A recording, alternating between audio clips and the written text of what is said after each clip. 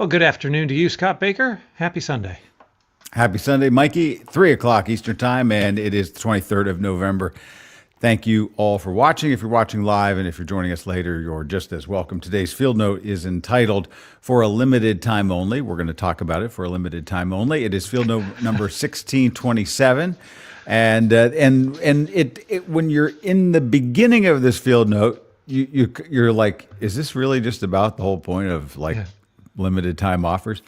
And it is, but it's not, because it's trying to say that the same thing that works on us as consumers might also work on us as we come together in teams to get stuff done. Yes. So, does it work for us on consumers in the same way that you would expect? So, that's the question that I went to the internet with to try to understand. Are we just taking the premise that limited time offers work as true? And so there was studies done in 2023 to kind of ask the question, are they as effective in offline promotions as they are in online promotions? Is there something going on here with online? And the research actually came back to show that they're not as effective offline or online as they are offline. And so trying to get to the bottom of what's going on there is kind of an interesting kind of thing that probably informs what we should be talking about with this. So there's a couple things that I'd like to bring up. Sure, yeah. Now, I would imagine, I'll just tell you my gut is, and then you can tell me if I was wrong or not. Yeah, I'd be like, absolutely. well, offline it would be more effective because it involves actual human beings talking to each other. Yes, okay, that's one. But if you imagine somebody just standing in a showroom of some sort, and there's placards on the wall that say, sale, maybe it has to do with this holiday weekend, right? And so it's just a 3-day sale. And so that's all we're doing, limited time offer on this particular thing. In most cases, you don't have the ability when you're standing there to do comparative shopping. This is true as well. Yeah. Right. Very true. So you feel like that would be So the scarcity is on you right there. Whereas if you're shopping online, you don't feel the pressure of that scarcity because you're like, it doesn't take you anything to type in a rival website as it would even if you're on a strip of shops, right? Right. If the next shop you go into doesn't have the same product or doesn't have the same sale going on, you feel like, I don't even want to leave this shop. Like, I don't even want to leave because it might not be here if I come back. I might lose this deal. Yeah. Right. Or even if you can't comparison shop, if there's one item and it's on the it's on the hanger and you're like, well, this is the jacket that fits me.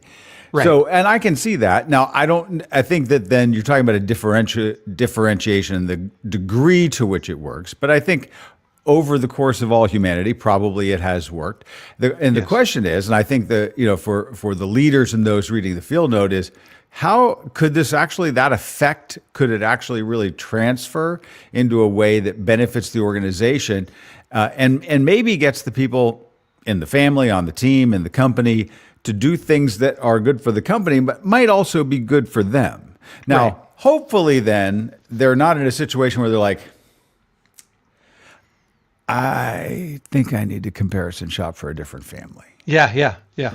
So let me ask you if you've ever been in a situation where a doctor or a dentist was getting you to adopt a different kind of health behavior and they chose to use some kind of scarcity tactic to motivate you in any way. I mean, you mean like if a doctor's saying a pattern of your health and you need to take care of this now? Well, no, because the answer is no for me as well. Yeah, right. Yeah, because I think we're both in fairly good shape for our respective ages, right? Yes. So I don't think a doctor's going to be like, Mikey, you need to lose 75 pounds, and I understand you haven't brushed your teeth in 50 years. Yes, right. That's not that's not what is going on, right? Correct. So it behooves a doctor to, in most cases, say the truth, except for the fact that on a wider scale, you could easily see why a doctor would generally lie to their patient base just to get them to adopt better behaviors. Because do no harm doesn't mean don't lie to your patients. If I was a doctor, I would see myself probably fudging on the truth quite a bit just to get them to adopt healthier standards. I'm not sure that I'll buy the premise, only because I think that in many areas, And I can think of things in the last like 6 months in personal areas, professional areas where someone has lied to me directly about something. I can probably think of 3 examples. And whether or not that relationship continues or is repaired, I always know that there's the capacity to lie to me. And I actually don't ever want a medical professional to lie to me about anything. And I'll give you a good example, because this would be a way of actually applying this. Because our goal here in the field note, by the way, is not a marketing example for marketers. But I had the place where I used to get contacts and glasses and get my eyes examined, they started sending out these automatic, like, you have an appointment things. Yes. But it wasn't like, hey, it's time for your appointment. It's, I got a thing, but like, reminder, your appointment is next Tuesday at 2:00. And you had never made an appointment. And I had never made an appointment. Yeah. And so I called, and then it went from the local office to the main office to eventually, the vice president of the company. And they're like, well, this is helpful. It just gets you to get your eyes checked. And I said, right. But you're telling me that I made an appointment. Yes. Right. I said, did I make an appointment? No. Right. Are you lying to me? Well, yeah, but it's for your benefit. And I said, you're a medical professional. I now no longer trust you about anything. Yes. And I immediately moved my business someplace else. I would do the same thing with my medical doctor. And this is why I bring it up. There have been tactics that we've considered doing for the Admired Leadership products that we're selling. Yeah. Like we've got a fantastic group of behaviors that everyone should have access to, but we put them in a spot where they are behind a paywall and you have to access them in order to be part of our membership group, and they're back there. So when we sell them, we try to make them as attractive looking as possible. And one of the things that we've considered, because we've thrown around all kinds of content, is actually framing things in a limited time offer kind of way. And we've not done that, right? Yeah, we have not done that since we launched almost 6 years ago. And I have a couple people's voices in my ears, like saying why it is that we don't. And it usually has to do with this credibility factor that you just mentioned about your medical professional, right? We don't want to put that at risk. And so it's brought up at the table when we're talking about it in terms of, I don't want to be salesy, I don't want to be gimmicky, I don't want to do all those things. So there's all these ways that we have a tendency to excuse normal marketing tactics as lying is okay. Right? Yeah. Well, right. And I think that will always come back to bite you. And whether commercially, and this is not the point, but we all know, especially digitally now, people will give you, we now don't pay attention to online offers. It's because they overuse them. You know that if they're offering you 30% this week and it's, our one-time offer, well, no, it's going to be 30% off next, in 10 days. So if I just wait for a minute. Now, the question is, and the odd thing in this field note is that it really kind of comes back to it. I think it mentions it twice, that it might be used in an organization where it's something where people have been slow to adopt it, or they've been hesitant to enroll in it. It's like, here's a program we're offering. And so if you can and you would never want to be a leader saying, well, we're going to do this, and then make your limited time offer something fully contrived. It has to actually be something that resonates as real for a particular reason. Like, we believe in this project. We'd like it to move forward. We need 50 people to be, involved in it. Right now we have 21. And what we're going to do is we're going to say that if for anyone that signs up in this period of time, you're going to get, an extra Friday off, or whatever the offer might be to get you to enroll in it. And that's not exactly what the field note is describing. I'm just, winging it on I know, example. But even in the way that you phrase it, it's like, you could phrase it as, we need 50 volunteers, which sounds like we're having trouble getting people to sign up. Or you could phrase it in a way. And we are, which is true. Yes. But you could make that implication something that all of a sudden says, okay, but we're going to have to make a call on this by next Tuesday, or, in terms of what's going to happen. So we need to know if you're going to sign up by next Tuesday. This is the offer that's available to you, right? And so I think in a case like that, you might actually get people to be involved in that. Now, I know, like in our own organization, we have things that are offered to us in terms of learning experiences, volunteer experiences. We even have things where we do evaluations for each other. There could probably be ways. We send out reminders for some of those things. I don't know that we've ever done kind of this sort of limited time offer, but it does work. I was in a church service this morning, and they mentioned that there's an event coming up in January. It was for a particular demographic and didn't affect me, but I was interested because they said that you you may not even have heard about this. And indeed, I thought, I don't think I have heard about this. And they said, and the deadline is today. And they said that way. And they said, now, if that is news to you, you need to go talk to Buffy, and her name is Buffy. You need to go talk to Buffy after the service to talk to her.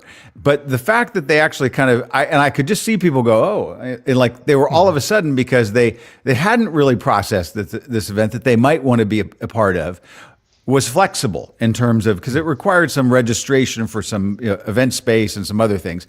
And so I am sure that they probably motivated certain people in that group to go and kind of make a decision that day. Right. Because they put a time clock on it, yes. And it was a real one and for a real reason. So it wasn't contrived. It was clear, but yet it probably worked. But in that organizational, in that organizational communication, there was a calendar that was established at some point that said we should make the last day that we can do on a Monday. The next Monday would be the day that we actually need to close on the event center or whatever like that. Sure, so it actually works. But you could have easily given Buffy an extra 7 days, and you could have made your deadline last Sunday and gotten away with it. But that would have felt more contrived. We actually have more time, right? So to intentionally say the last day of the promotion is on this day where we say the deadline is today actually motivates people in a unique way that you wouldn't have gotten to them otherwise, right? So does that feel overly contrived? I mean, there's a value proposition in there that says whether or not you should do that or not. Yeah, I think that as the field note says, that anything that you're offering, actually the time limited window does need to be meaningful and fair, and it has to be genuinely time bound. So like you could be saying in a family discussion, we often use the lunch in Abilene or dinner in Abilene example of like, we all end up going to dinner in Abilene and nobody wanted to go to Abilene for dinner. It's a famous example. You can search for it. There's a nice video online about it. But you could do the same thing in terms of like, well, we're going to be planning for spring break vacation, and you know that there's a time window, because if we go past this time window, then the cost of booking the flights or the hotels or those things go up, and be like, well, if we can't get an agreement on this by such and such a date, then we're staying home. We'll have a fun time at home, but we're not going to go anywhere. Right? Because we've looked at the budget. So as long as it's reasonable and meaningful and fair and it's logical, I think that's the biggest thing. But then it's okay to kind of do that. And we all respond well in terms of, well, we know on a day like today, because it's a Sunday, people are playing football. Well, what happens at the 2-minute warning? All of a sudden, performance enhances. Right? Yes. Now, everybody always wonders, like, well, what if you just played the whole game like it was the 2-minute warning? What would happen? Well, I'm not sure. Like, I don't know that we've ever seen that quite exactly, but maybe you'd burn out by the middle of the first quarter. Who knows, right? Yes. But in that idea is at certain moments you need to put up a 2-minute window, and you could do this in your organization. Yeah. Now, you need to be careful with it, because even like you and I have probably sharper than average marketing minds, right? But in this day and age, we see so many advertisements, right? We see so many advertisements. It's true that we're all like potential marketers simply because we've been ingesting advertisements. Like in the same way that we're all potential television showrunners, right? Because we know what good TV is because of how much we've ingested. That we all have this fatigue around the number of offers that we hear and whether or not it's, and so my fatigue is literally around like the holiday mattress sale. It's like, what is it about Memorial Day that says that this is the day that you can get a cheap mattress, but only for these 3 days?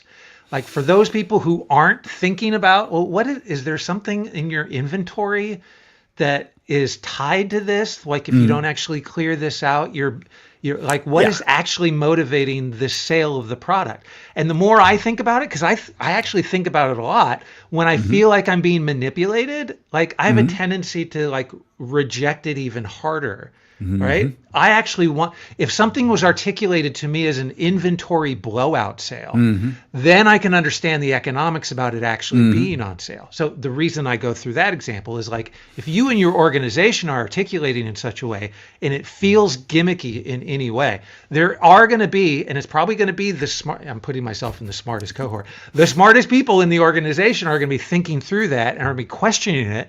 And you're going to lower your credibility unless it actually has that. So we've got an ice cream shop locally that does a birthday sale, right?